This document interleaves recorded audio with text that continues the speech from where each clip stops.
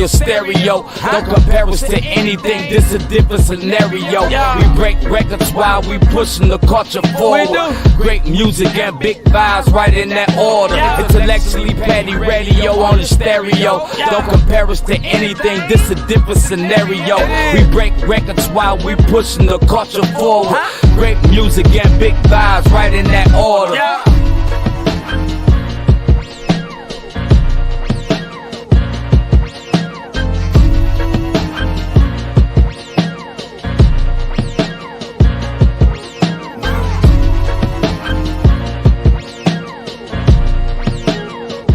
And you are now tuned into another episode of Intellectually Petty Radio, brought to you by M3S3 Clothing. Men make moves and suckers stand still. And as always, on the mighty Nerve DJs Network.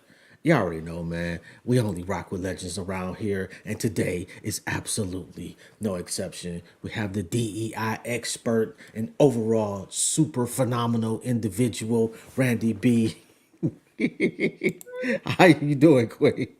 I'm doing great. I'm doing fantastic, especially because I'm here with y'all. And I guess I said y'all, I'm a Southern girl, so forgive me. That's okay. Where you from? Originally from Hampton, Virginia. Shout out to Hampton. Shout out to Hampton. How Yeah, you doing? How's your family? everybody's good that I know of. My kids are grown, so I get a half of a text and I have sons, so I get half of a text every now and then. Like, I've never had a man, I tell them all the time, I've never had a man who treats me as disrespectfully as they do. Like, I'll call them and text them 6 times and then I'll get something back. Oh man, I know. I got daughters. Okay. Oh my God. We're I more text them. communicative. No. No, not so much. No? Not this No? new breed. No, Okay. no. Uh, Although they're getting better. okay. I hear they get better. Mine are young 20s, so they're in Yeah. that mode. Yeah, my oldest, she'll call and check on me, and my youngest is really kind of starting to come around. Once they all had kids, though, changed a little bit. Okay. They'll call and check on me now. Every blue moon. Every blue moon. And you think about all the sacrifices you made, right? And they're just like, yeah, whatever. Ah, well, they don't want to hear that. They're like, I didn't ask to be here. Oh, exactly. They don't want to hear it. They don't want to hear it, but Yo, what does DEI mean? DEI means diversity, equity, and inclusion. I've been in the field for decades. It wasn't called that before, but it essentially means that you're trying to create environments that are diverse, that are equitable, and also inclusive. Like diverse, where there's all different sorts of people when you're looking at major categories like race, sexuality, gender, and things like that. But inclusion means when those people get there, they actually feel comfortable, which is what a lot of companies lack in these days. But because thanks to Trump's work, and the Supreme Court that he stacked up, DEI is quickly being cut everywhere. And you can't blame that on Trump, though. Like the guy in office now he did a shitload of damage to us too. Well, I'm saying not as far as DEI. As far as Okay. other things, but I'm saying directly DEI. Yeah, I can pretty directly It's Trump. Republicans on that one. Regardless of how people feel about either of the candidates or anything like that, the Republicans have very much made DEI and anti-woke movement part of their platform and have attacked it vigorously. Why do you think that is? Because people want to stay in power. And when you have diversity, equity, and inclusion, that is about balancing power. It is about giving others a fair chance. And so if you have a country where 70% of CEOs are white and male, you have a country where, white people have 6 times the wealth of Black people. You have a country that, has more CEOs named David than they do women CEOs.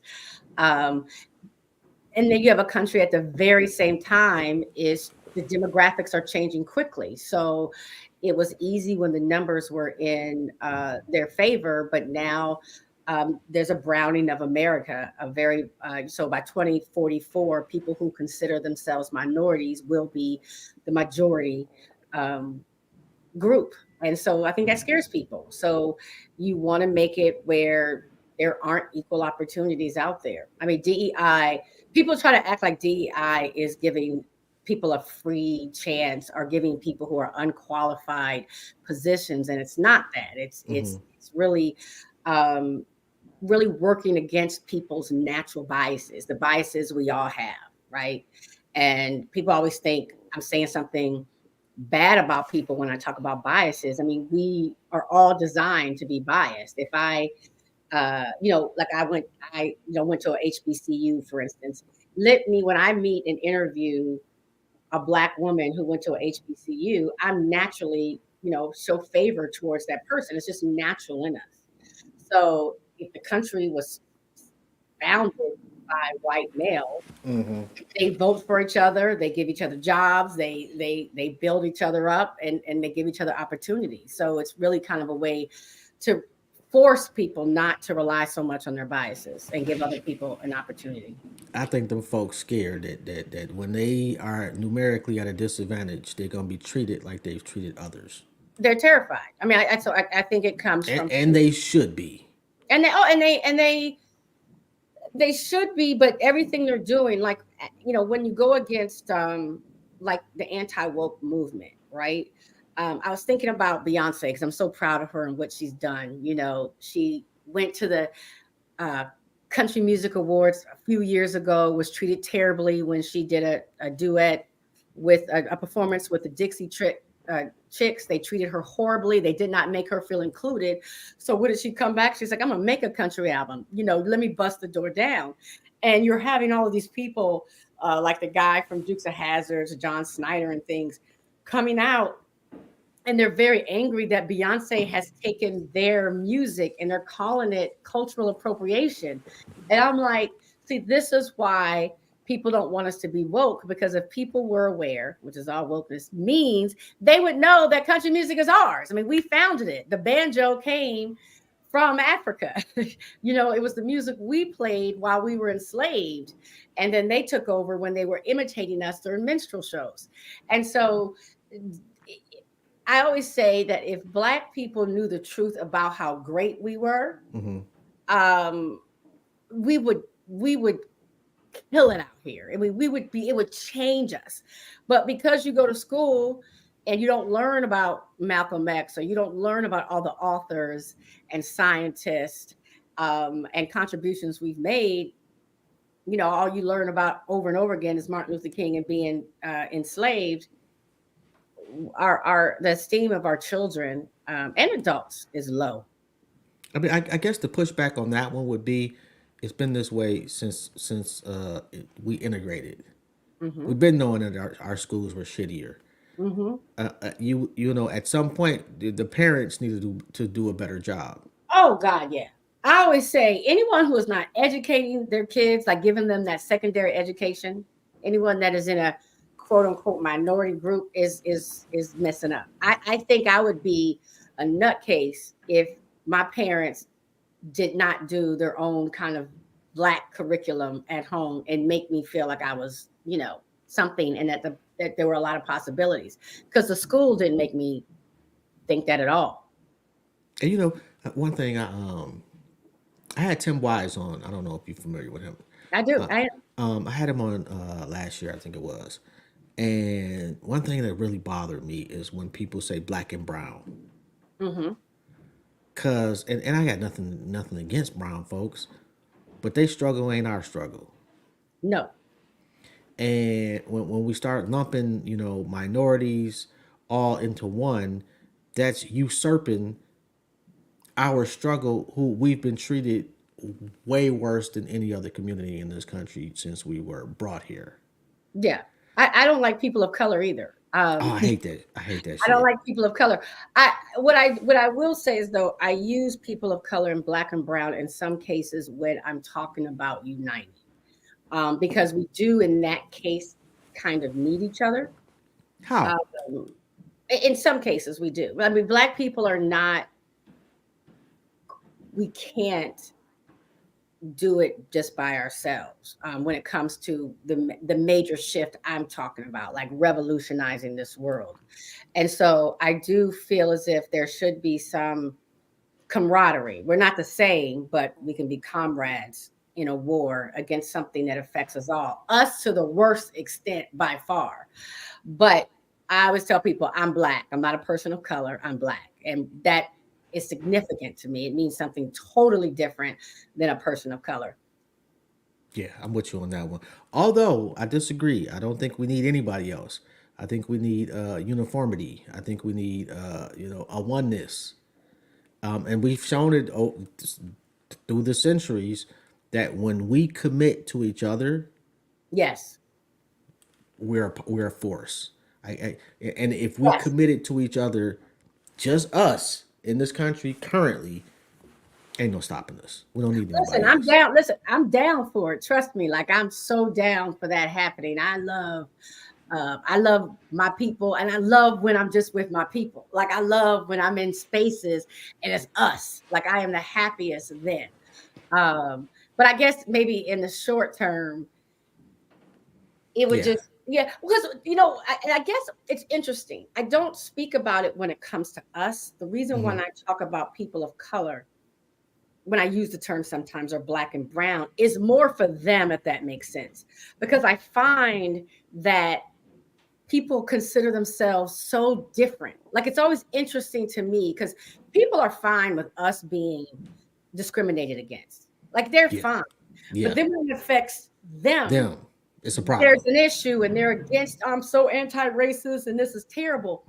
And so I keep trying to explain to them over and over again. What starts with us goes to you.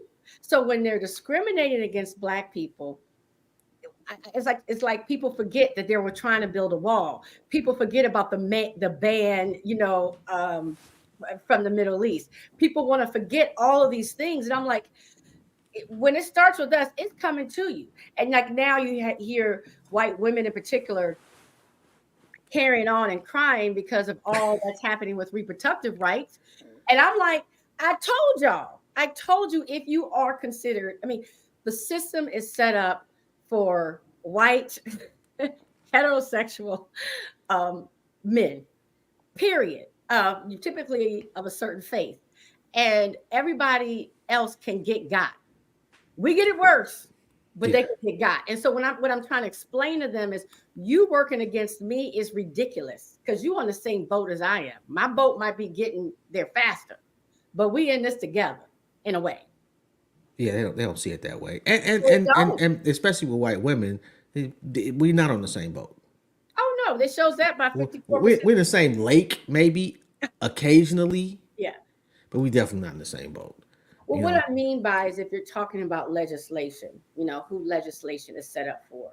If you look at the way that our government and who's running the government, who's running uh, the banks, who's running major organizations, they ain't in like they want to be. They're not in. And so I just sometimes when I talk about that's why they have the anti-woke movement, because if they were to look at the numbers, they would understand that they ain't winning. I mean, they are white adjacent and they definitely benefit from their husband's supremacy, and they definitely do benefit the most out of anybody else from white supremacy, but they're getting it too and they seem so shocked, and I'm like, I tried to tell you, I've been trying to tell you. Okay. so let me ask you this: what's a good Black? So I started this series called A Good Black because I don't even think that we Black people are aware of how we code switch. And I also wanted white people, because white people argue with me daily, because the arrogance that they think they know Black people more than we know Black people, right? And I really wanted to say, you don't even know us. Like, who we allow you to know. Yeah. So it's a sarcastic, so it's real yet sarcastic. So these are the things that are done by Black people, or a lot of Black people, to be Black, to make it in this world. But don't dare think that's who we are, or don't dare think that you're in or you know us, because we don't reveal ourselves to the world very much. And then the Yeah. world doesn't allow us to reveal ourselves except for in the ways they want us to be seen, which is thugs are hating black people where, the person is not associated with black people whatsoever. They're the super good blacks, the magical Negroes. I don't think I heard that one before. Oh, the magical Negroes in every corner of every organization in the world. The, So the what's the Negro, magical Negro? the magical Negro is the Negro that is super good black that white people have embraced as acceptable. Oh, And those the coons. right, oh yeah, they're doing a lot of cooning, shucking and jiving and everything, but they're magical Negroes and they're rewarded for their coonery, buffoonery. Um, and people wonder why we can't all be that way. And what's I always love when people think that they're the magical Negroes, like Don Lemon. People thought he was a magical Negro. Like I think we thought he ain't messing with black people. He ain't down. He And done got niggified a little bit though. oh yeah, that's what I'm saying. He got, but before I think they thought, oh my gosh, he was the kind of black man that made them feel safe. He was gay. He was married to a white man. He didn't talk about black politics whatsoever. He was a magical Negro, like, Lucky Charm level Negro. And, and he got woke. And that's why they had to kill this wokeness, because these magical Negroes are throwing them off. I almost feel sorry for them. I mean, do you remember like Beyonce? Beyonce would come out, she would mainly sing, she would say a few words. Beyonce did not talk. If everyone looks back at her career, she didn't talk much, and when she did, it was about nothing. Her songs. Then she came out at the Super Bowl with the fist up. I don't know if that was her being woke or her being in tune. I think that black people, a lot of black people, what you see happen is they are good black for a lot of their lives, and then once they make it to an extent where they have the freedom, I see it all the time. They have the freedom to be genuinely and authentically and publicly black, they'll let it go. It gets to a point where I have gone past, I've earned the power that you have over me, right? So Beyonce can now do like what she's doing with the Country Music Awards and say, I can take over this whole daggone thing if I want to, because she's at that level. But she played it smart before. And I've seen many of an executive do the same thing. I mean, I tell people I was a really good black. I had to be for a while. And then, I got to a point where for the most part, I had what I wanted. And I was always woke, but I didn't let them know I was woke. Yeah, I remember I had a coworker, and he was like, "Joe, you're my friend." I said, "Where do I live at? What's my kids' names?" So I ain't your friend. We cool at work. Right. Y'all be misconstruing stuff. You think, oh well, that's my no, don't go around town talking about you got a black friend because I'm not that guy. Oh, that's what I'm saying. That they use us as that. Oh my god, I know. And In his mind, I was his black friend. and they would quote it to me. They'd quote all the time, at least once a week. Someone has to tell you don't know what you're talking about because my black friend. And I ask them two things: one, are you sure you're friends? And two, my big question is, does your black friend have a black friend? Because the rest of us may not be looking at them as no black friend. Exactly. Like, don't tell me what Candace Owens said. Don't tell me what Clarence Thomas said. Although Candace Owens be right a lot of, oftentimes, I won't say. I'll say that. I'll be honest with her. She used to aggravate me so badly, and I protect my blood pressure because I have to deal what I have to deal with all the time. So I choose not to listen to certain people. So she may be saying some right stuff. I don't tune into anything she says. Yeah, see, sometimes she's right. Are you familiar with Pastor Darrell Scott? No. Huge Trump supporter. Oh, is this the one? No, this isn't the one who quit yesterday, right? It's crying. Wait a minute, I don't know because I wasn't paying attention yesterday. I was No, watching he TV. the huge Trump I doubt supporter. it. He's gay. This one's gay, so I doubt he's a No, pastor. no, He's that ain't him. openly gay and black, and he's left the Republican Party as of today because he has discovered that some of those people are racist. Yeah, and that's basically what I was about to say. Like, it's interesting. I follow him on Twitter, and Twitter has become like the white supremacy springboard. Yeah, But I quit that the day Elon Musk bought it. I quit. it's amazing how you can see his frustration when because he ain't complete. It's not like he just tap dancing completely. He recognizes some of this shit ain't right, and he calls it out. He calls out the racism in the Republican Party, always has. I give him credit for that. I don't agree with much as he says, but I'll give him credit for that. But it's like, dude, you seem surprised. And this can't be as and don't get me started on the Democrats. They just as racist, they just politely racist. That Republicans just don't give a fuck. right. You're. I agree with you. I'll say this. I do believe some people live in denial. Um, I have, because I do this for a living, I have talked to so many Black people who've said, no, I never experienced racism. Or this is the first time I experienced racism, and they're like 40. And I'm like, you, and sometimes I believe the only way you can cope is not to see. I have a lot of Black people who get mad at me now for the information I share. And there are a lot of Black people who don't want to be woke. I think it's too painful for them, and they'd rather live in complete denial until sometimes they're just forced. They can't even, they can't deny it I mean, it fucks up their money. anymore. Well, no, because you could be woke and get your money. I mean, I It's very hard to do in some corporate structures to be woke and still be able to go to work and perform successfully. it is impossible to be publicly woke. It's maybe even worse to be privately, because the way you were sitting in those meetings changes, the way you looking at your boss changes when you got to go on those golf outings. You're visibly more irritated, and you may not even notice it.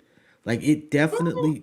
I have some friends who are extraordinarily successful and they are woke, but they got that code switch on so hard. That's why I try to explain to white people, like, we are brilliant people. You don't even know. And they are doing, and they handle the environments by kind of having an underground railroad sort of thing. So they give people certain advice behind the scenes. But They're doing, those are probably people that were woke going into it. oh yes, yes. It's a difference when you find shit out as you've already been on your journey. Yeah. Yeah. And that's what I'm talking about. Those people find it difficult because everything changes. Yeah. Agreed. And people that have been woke from day one, they already know it's a game. I got to play the game. I'm prepared mentally. Yeah. But man, when you see, I and agree. you can see somebody that was one way, and then for whatever reason they wake up and shit's different. Oh, for real. For real. And those people call me like, I learned that they were this way. I remember when Trump was running for president and people were like, we've been best friends since sixth grade. I didn't know. And yeah, it is different when they get that wake up call. What was your? I've asked this before. Mm, A nigga moment where mm. you had your first experience with blatant racism towards you. I mean, I was called nigga. I Really? mean, yeah, I was called nigga when I was 8. I was called nigga again at 10, What um, happened at 8? on the playground. And I whooped Thomas's ass.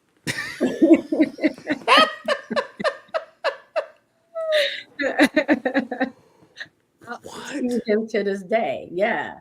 Um, yeah, I whooped his ass. Also, my grandparents owned a small owned a grocery store, in a small grocery store. in Mount Pleasant, Texas, and I would spend my summers there. And Mm. Mount Pleasant, Texas is just like In Heat of the Night, like separated whites on one side, blacks on one side by a train track, essentially. And one time, this white man who had his tongue half cut off, it was like purple, came in to use the phone because his tractor had broken down. And he says, I'm in this nigga store. I'll never forget that. I was probably, that's when I was like 10 or 11. And my family, real Texans, so they had guns everywhere. And I remember there was a gun under the shelf of the refrigerator. And I remember viscerally wanting to pick up that gun and say, "You where? Say it again." And that's me at 10 or 11. So I always kind of crazy. I was always kind of off. But I feel as if I'm curious though. What, Mhm. what what was the rest of the family's response? I don't, you know what? Now that I don't think that I told them until much later. Oh, okay. So you're the only one that heard that. Oh yeah, I was in there by myself because there was a little gas station in front. So Okay. my older cousin was outside. I don't know where my grandparents were, um, but it took me a while to say anything because my family's crazy, and I'm like, they gonna kill him, and I wanted to kill him at that time, but I remember not saying anything. But I think that for me, the nigger moments that broke my heart was with my kids. When my son was called nigga repeatedly, um, I did that put me in the bed like that just and this is what I do, right? I'm extraordinarily woke, but I wasn't ready. It broke me down. Has it been easier for you being light skinned? Yes, people that don't believe in colorism can't believe in racism. Any Colorism is real. any guilt associated with that? Uh, Guilt. That's a good question. Probably. Probably. Somebody told me sometimes it's always you yellow girls who are out here acting a fool. And, uh, yeah, probably. That's a really good question. I'll say that, I'm lighter than either one of my parents. It was one of those things. They were like, who that? That came out. And a good portion of my family is Muslim, and my family was woke. I mean, my mom went to Hampton, graduated from Hampton, was a professor at Hampton. My dad was super woke, kept going to jail. I, you know, definitely a freedom fighter. So I probably always would have been somewhat. I don't know what you would call it, but I was going to be pro black. So I don't know if it's guilt. I, I feel helpless sometimes, or I feel when my friends tell me stories, I am sad. I am embarrassed by my ignorance as a Mm. person who, you know, thought that I was woke my whole life. I still hear stories from friends that things that happened that I did not fathom. Right? I didn't understand because my family. Yeah, yeah. So I guess I'm saddened by it. I'm saddened by colorism and that we can't escape what was done to tear us apart. But I know I've had it easier. I know that I hate when people say, "Oh, I got teased for being light skinned." Okay, you may have just because you um, have suffered in some small ways doesn't mean that you don't benefit from a privilege. So absolutely. I mean, and then just with white people, I mean, white people are most comfortable with Yeah. people that are closest to them. So if nothing else, or I think about when it comes to dating and things, I literally cannot stand I cannot stand for a black man to say to me, "Oh, I love me some red bones. I love me a yellow one." I find Why? because that means that you're practicing colorism and that Okay, you but what? You don't have preferences in men. black. Okay, I've ever but dated are you black. okay with him being 600 pounds? Probably not. That it, isn't that a preference? Right, but a preference rooted in racism and Mm-hmm. something that has been done to us mentally, where we have been taught to hate ourselves, is very different than a preference like I like men who are 6 feet. I guess I don't have that, but if when I see us so still immersed in what was meant to tear us apart, I am saddened by it. And I certainly don't want a man to be attracted to me based simply on how he's been fucked up by white supremacy. I don't that does not turn me on. That is sad to me. And I think that we should be consciously working our ways out of how we've been brainwashed by this country and this world. Um, and even if it has to be done, I mean, I hate when I hear people say, "Oh, I was praying that my kid would be light skinned," or, "Oh God, I don't want him to get too dark during the summer." You don't want to let your kids go out and play outside because they may get dark. I mean, we have to understand that that's a sickness and we've been brainwashed. So I don't want to be a it, part of somebody's whatever. it's a sickness, but it's also a cruel reality in that you want the best for your children. And we both know that being light skinned, you get treated better. As women in particular. Yeah. So I get what you're saying, and I agree with you.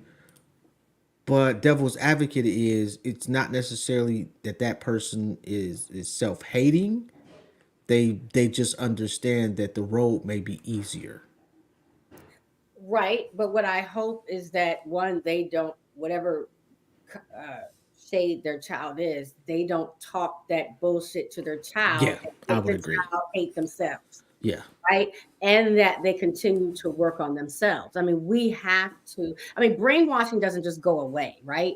So we've been taught these things since the beginning. We watched music videos where every girl on the boat or the yacht with the hip hop artist was light skinned. So we've been fed all of this. Yeah. So it is up to us to consciously work at it and work against it.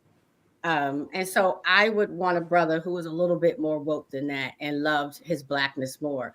Um, I would. Does It, your does your strong self identification make it more difficult in the dating scene? I don't know, to be honest with you about that, because I think it. I think I went to a HBCU, so everybody's usually if you didn't come in woke, You leaving out woke. Yeah. you leaving woke. So the love of uh blackness was there. I mean, actually there was a guy I was crazy about, Malcolm, that went to Tuskegee University, and he was a part of a group that was extraordinarily pro-black. Like they were you know, the the group, and they did not have any girls that looked like women that looked like me. And Malcolm was in my poetry class. I want to say, Malcolm, I am down, Malcolm. I am down. Well, give me a chance, brother. Give me a chance. um, but I would, and then I was married a long time. I would think though that I would not be drawn to a man who was not down. I don't think that it would go very far. No, I think it would probably cause problems when yeah. You got to be down because it's so much a part of who I am. And, Hmm.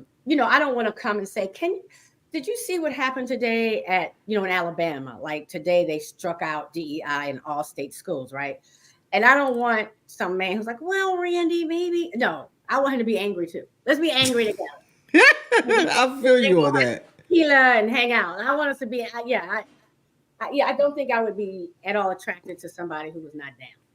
That is extremely difficult to not be able to share your anger. Right. And are you familiar with Grandmaster Jay? Of course. Oh, so you could just insult me today. That's what you want to do. I, You want to I, just insult me on I'm your not. I'm not trying to insult you. I've Yes, I understand. had him on the show several times actually. Uh-huh. And Etta is all she one of my strongest supporters. But she, oh my God, talking about holding this man down. Shout out to her.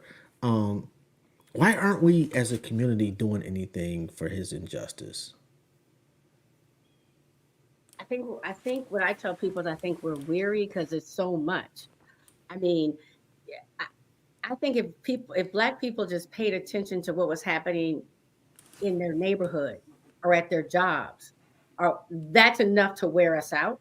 And then when you turn on the TV and they like the porn of black people being abused. I believe we're so overwhelmed with what it is to be black in this country. And that's why we need to unite so it's a bigger movement and not just this. Yeah, that's what I think. I think he was just not a likable person to a lot of people, Mm. and that made it easier for a lot of niggas to just be like, "Fuck him." And we're And quick. I think that's why they did that to him. I mean, his organization was that one that would have really like he did something that hadn't been seen in this country since the Panthers, Mm-hmm, mm-hmm. and they made sure to. And I wouldn't be surprised if they COINTELPRO'd him, I wouldn't either. you know. But and I think he and I have had this conversation. I'm trying to remember, but that he just wasn't, he wasn't a palatable person to everybody, No, I'm which not. made him successful. But you either loved him, or you hated that man. There was no gray area with him. But don't you think that is the case for all change makers, for all people who are bold enough to believe in something and push it through? No, You don't. no, not with black people. Like the key for most successful black leaders is the duality. They Hmm. are able to be an asshole when needed, but a loving father figure or mother figure Oh when yeah. required also. Hmm. And your man's he didn't give a fuck about your feelings. Like it was facts over feelings, literally. Yeah, yeah. I didn't know all of that about him to speak on it, but oh, for sure. I mean, it really bugs me sometimes when I talk a lot of, as you know, about you know blackness and our issues. And I get people saying, "Oh, you're so intense or you're so angry." And I was like, I am the fool of my friends. Like I am the silliest, softest one that there is. I'm fighting for us, but that's not all that I am. What's happiness to you? Peace. And by that I mean safety. I want to feel safe to be me. Um, and not feel as if I have to hide parts of myself. I don't think that we appreciate how stressful it is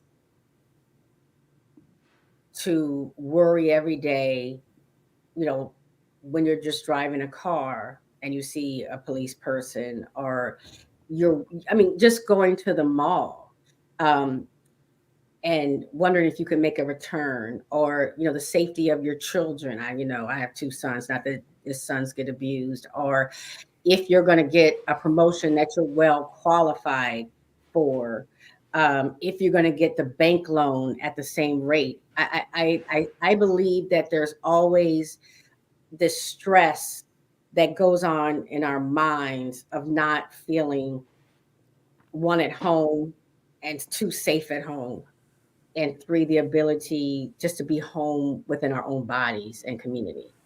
So that's happy to me. When I am traveling and I am in black countries, Hmm. I feel so free and happy. Um, I was born I'm an American. I was born here, and of course, I have love for it. But I am the happiest and freest, I'm when I'm in, Kenya or Ghana or Jamaica, or I just it feels it's peaceful. I don't have these dialogues going on in my brain where I'm constantly concerned about things. Being under the white gaze is a trip.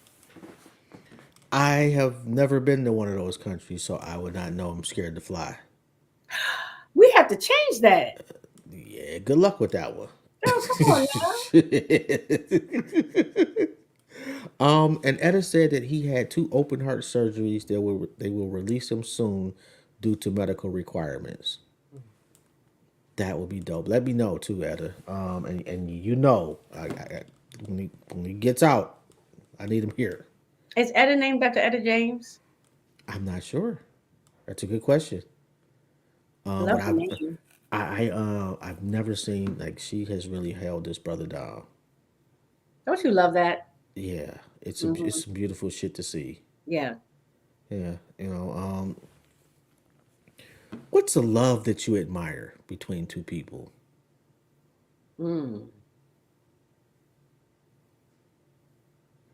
It's hard. If we're talking about romantic love, that's so hard because you never know what you see. If what you see is real. But from what you've seen, I mean, of course, I love like Barack and Michelle are because they are, especially Michelle is honest about our former First Lady Michelle Obama is honest about um, the things that she didn't like about him and the years that she didn't like him. And so there's an honesty there. And regardless of what has happened or whether they liked each other or not, they've held each other down. I respect that. I never, didn't know them personally, but I love Ossie Davis and Ruby D oh my because god, their love was just so fucking palpable. but real. I mean, they were like, yeah, he had this other woman. I mean, they're very, and they were the ones who talk about there being several divorces within one marriage. So they were just so honest, and I always appreciate people who are honest, particularly in times like today that everyone seems to want to show you this superficial um, picture of everything. I tell people, I remember when I was raising kids That's not just today though. That's been going on for forever. eons. Oh yeah, Yeah, forever, because forever. because great granddaddy or granddaddy had a whole family on the east side. That's so true. That's Like- so true. It's so funny. My dad died in a car accident when he was 35, very young. Mhm. And I remember, I was only child. And I was so mad at him. I'm like, what country black man doesn't have a child somewhere? I really wanted it. I was like, what's wrong with you? Like, where is my long lost sister and brother? Because I wanted it. I wanted siblings, right? What kind of respect? Who are you?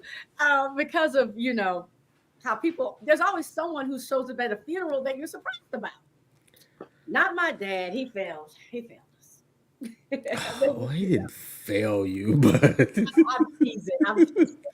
how did that affect you though? How old were you? I was 8. I was 8. Um, in a beautiful way, I think it made my relationship with my mother extraordinarily close. And then I think that it made me. I remember, as I was in college, and I didn't have siblings, but as I was in college, where you form those really tight relationships, I really could not understand my friends and when they fell in love and their dependency on men. I really honestly thought something was lacking. I was like, I don't love like that. What is going on? So we're gonna cut all 4 of the tires and break into his house. And what happened? Like, I honestly could not. I'm serious. I honestly couldn't relate to it. And then I realized that my father died.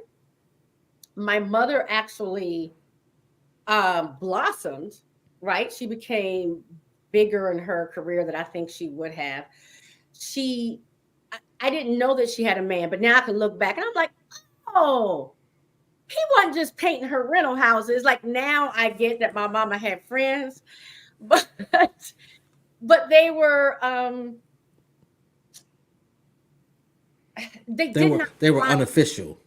They were unofficial and they didn't define her. My mother never was this woman who was like needed a man or looked for a man. So I definitely think that I didn't understand my friends who had a father and mother in the home, or they had a mother who always had a man. I don't think I really understood that. I always thought that it was me. And then if you find someone that you like, then that's cool. But I think it affected me mostly that way. Um, I probably have some daddy issues in that I do like, you want a man to be somewhat stable, like a little taken care of, no matter how strong. And I think that if I'm candid, it made, because my mother also died when I was 27 of breast cancer. I think that it made me make some bad decisions and be desperate to have family. So I was a little bit too generous and things with people that were technically my family, but were not acting very like a family should. Yeah. And I realized that I was, while I never had that desperation like for a man, I definitely had desperation for family, Yeah. that feeling of family. And that's probably where I have made my biggest mistakes back in the day until I had to have a conversation with myself. That makes sense. And Yeah. I'm sorry. I completely disagree with you. That no man is complete with just one woman. That's just completely untrue. You said what?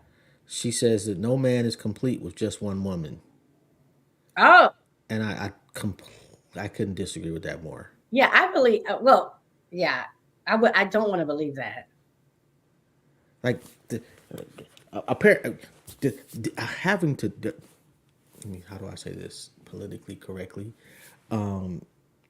The complexities of a woman are challenging enough. To Right. add more women to that is Right. almost insanity. I'm Right. just saying. Like I don't know what's old boy the white dude with he used to have all the wives and they dropping like flies now. Oh yeah, yeah. Like and my man be going through it. Although dude is a whole asshole too. Like I haven't Oh, he watched is that that. show too much, Right. but bruh is like he be picking the low hanging fruit. Well, don't a lot of men. Um, I think we pick who treats us nice. No, I think people do pick what's easy. Well, that's true Not too. all men. I mean, and I get that. Like I get that. I get. I never forget one time I went to a club and I was married and I came and I was partying with my friends and came home. I said everybody was asking these two particular women to dance and they kind of like weren't asking some of my friends to dance. And I was like, why is that? Like, am I like, did I lose? It's like, well, because you look like the type of person that somebody got to have a conversation with and take out to dinner. Sometimes people are at the club and that's not what they're looking for. They're looking to go home with somebody. They don't have time for all that. But you look like somebody that you want to go to dinner and you're gonna try to order appetizer, entree, and dessert. And nobody and want to talk to them. So I think sometimes people want what's easy. I mean, it's situational. Like at the It is club, no, you don't want a brain. right. Yeah, like don't like if you going to talk philosophy, you should be at the library. Right. But yeah. Yeah. if I got, Get if I wanted brilliance, that's where I'd go. it? I want stupid and drunk. Like, Well, that's what I'm saying. That's easy for the time. yeah, but that's at the club though. Right. But a lot If of I people meet their women at the club. Let's be yeah, honest. I wouldn't say a lot. I would say the majority are definitely, especially I don't think nowadays. Like I It's haven't been in a online club. now, right? Yeah, I would think so. And her name is like literally right there, Edda. It's Randy B. Edda's taking over.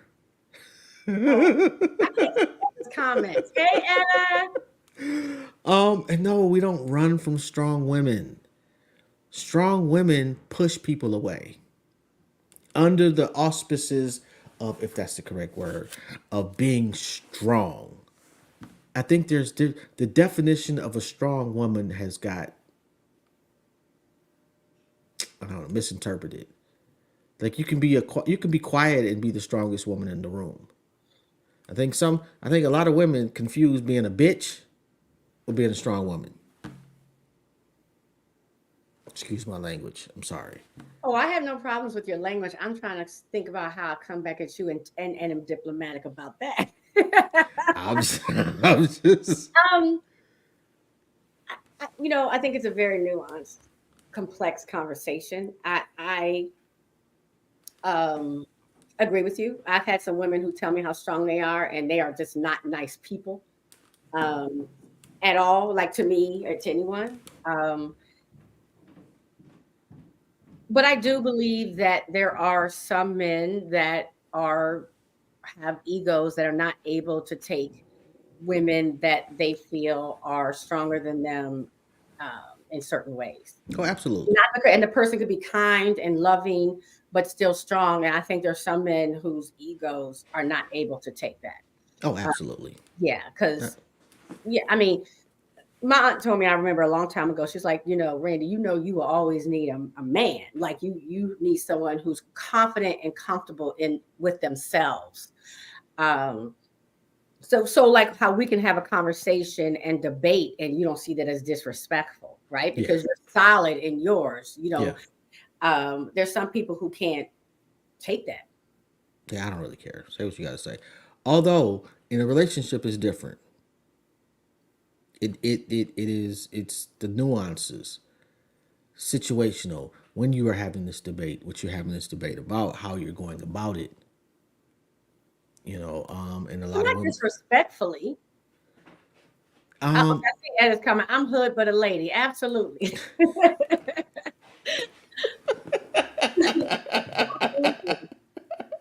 Yes, and that is perfection right there. that is.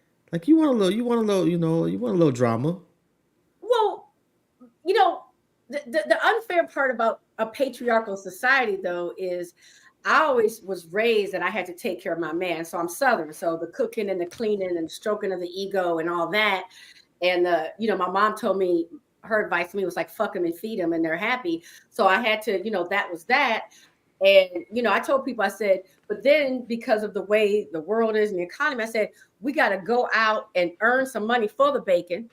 I said, then we got to go shopping for the bacon. Then we got to fry the bacon up in a pan. Then we got to serve the bacon to our man.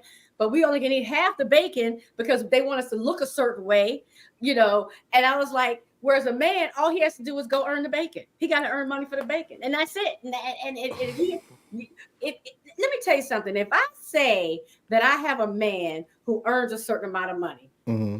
my man's this, I got a good man. They don't Yeah. care Yeah. how much time he spends with his kids, if he's taking care of me in the bedroom, if he's kind to me, if he buys me whatever. If I say, oh, she's second in charge over at, IBM, they're like, girl, she got her a good man. Yeah. But women, we got to be everything. That not no. See, that's the other women. Cause no. When it's you and your boys, Mm-hmm. does she listen? Can she cook? What you No. make, it never comes up in the conversation. No, cook it, yes, but you still are expected to cook and you're still expected to look a certain way. Because let me tell you something, I raised two boys, I'm a It tomboy. sure is a lot of ugly women out here with kids. It sure is. We didn't say who could have sex. We said who could having a man now. Everybody, let me tell you something. Everybody, and I try to explain this. When I have a bunch of guy friends and they'll say, well, I'm not spending money on a woman. I'm not doing this. So I said, so what you're offering is sex? That's what you got? That's it? I said, because sex is literally the easiest thing in the world to get as a woman. Size, shape, it looks. If you never seen a show of Maury Povich and you got women getting 9 men tested, and we don't think you're doing us a favor. We can get that. Right? And I have men, and these are my men, they're in my age group, so they're older. And I'm like, and no offense, but if that's all you're offering, why wouldn't they go get it from the 29-year-old UPS man who will offer it? Why? And that's all you're offering. sense to me. I mean, I think that's I don't think that's exclusive to just men. I agree. I agree. I think that women who just want to offer that, you can get that anywhere too. And the older you get, I too am older. The older you get, the less valuable that box becomes. I disagree now. Wait a minute. Now you don't go too far. I'm, ju- I'm just saying. I would say mine has gotten better. I'm better. Oh, you. But I look at you. 'Cause, yeah, women don't have the what happens to y'all physically doesn't necessarily happen to Yes, us. but as our game decreases down there, our wants switch, That's right. And to tell them to stop playing. our needs switch. Right. So it doesn't matter how flawless you are. If I only got 2 minutes, I only got 2 minutes. I don't care what type of tricks you're doing. You're gonna get the exact same thing. It's 2 minutes. So Which is why you got to be offering more than that. you gotta Okay? be off, but both of y'all gotta be offering more than that. No, because a woman can offer more than 2 minutes. She can go. Yeah, but that's not helping him. He don't care. How is that helping him? Well, I think that there's more. Well, I can't say with so much, but I'll just say, you know, Yeah, I'll leave it at that. can't help him. Just say it helps him. Just leave it at that. Well, it always helps to be well-rounded. Yes. We'll All of us, men and women, we could be well rounded. yes, that definitely helps. You give speeches. Is that correct? Well, so I was in the DEI world in corporate America, owned my own company for 23 years doing that.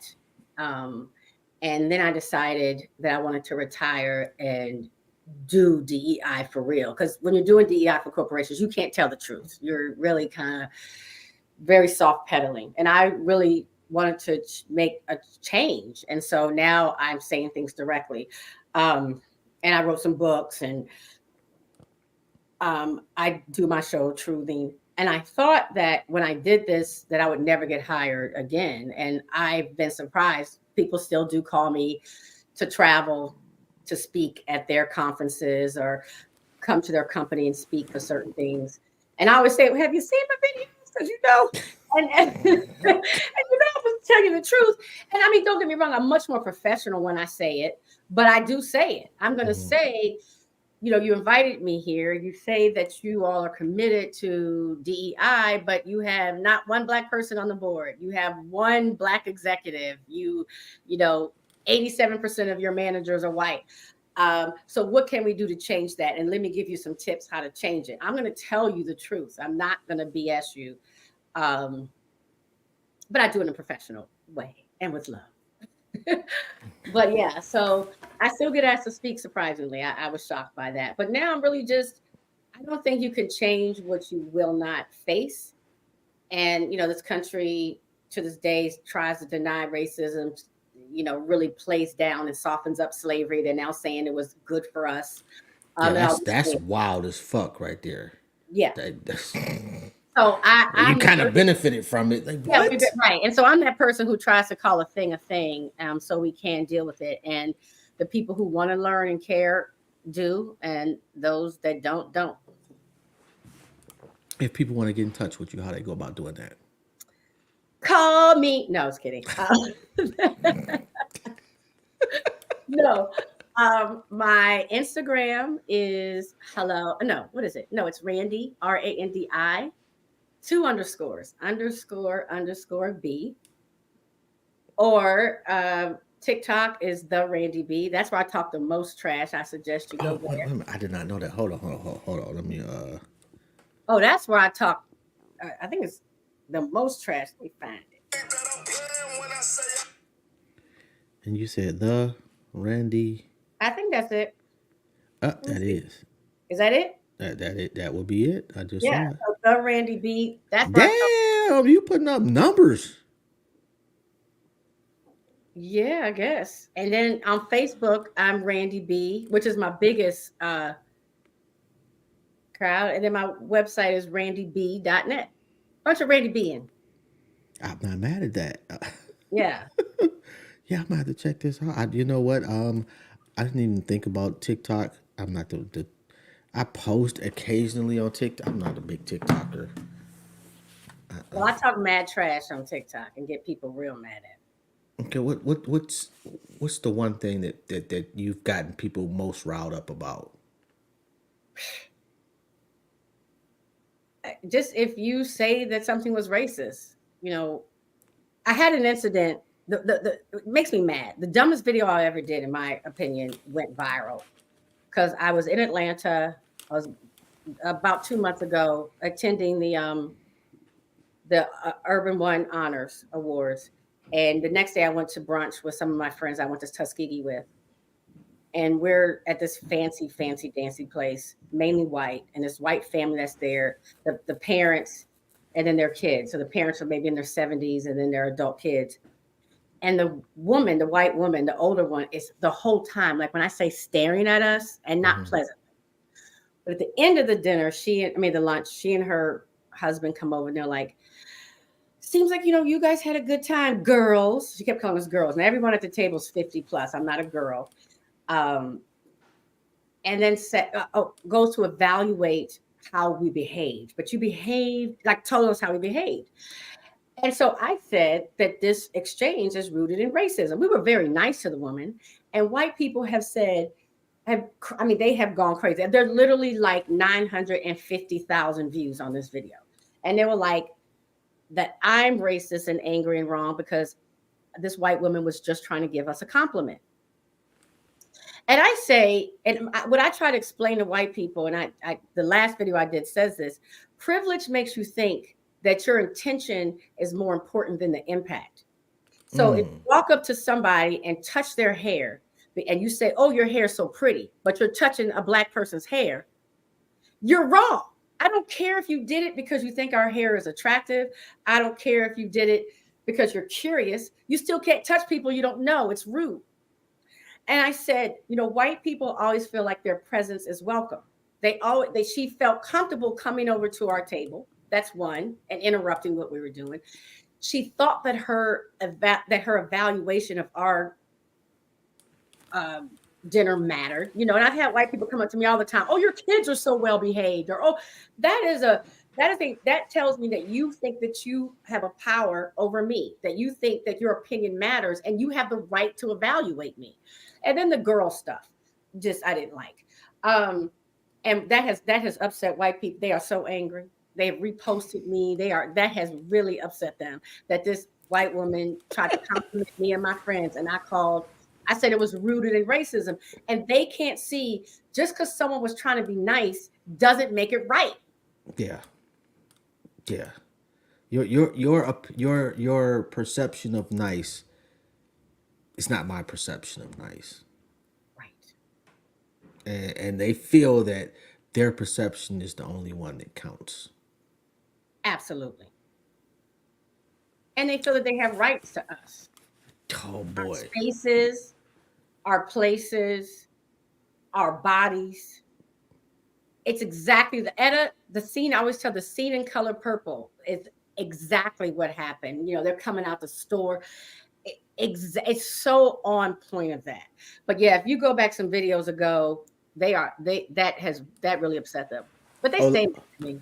Although whoever decided to make Color Purple a fucking musical, I didn't see it. Should be fucking banned from humanity. They should go live in a forest somewhere alone for the rest of their days. So, I didn't see it. I didn't either. Just the premise alone is fucking stupid. It just make no sense to me. This has been a phenomenal conversation. It has. I had a good time. Me, you, and Etta hanging out. I know, right? Etta must really, really like you because I don't think Etta sticks around this long ever. I like you too, Etta. You have to fill the title. But let's do it again. Absolutely. You let me know and I am there. We are, yes. Yes. Absolutely. When it comes to this show, I'm like those women we talked about. I'm easy.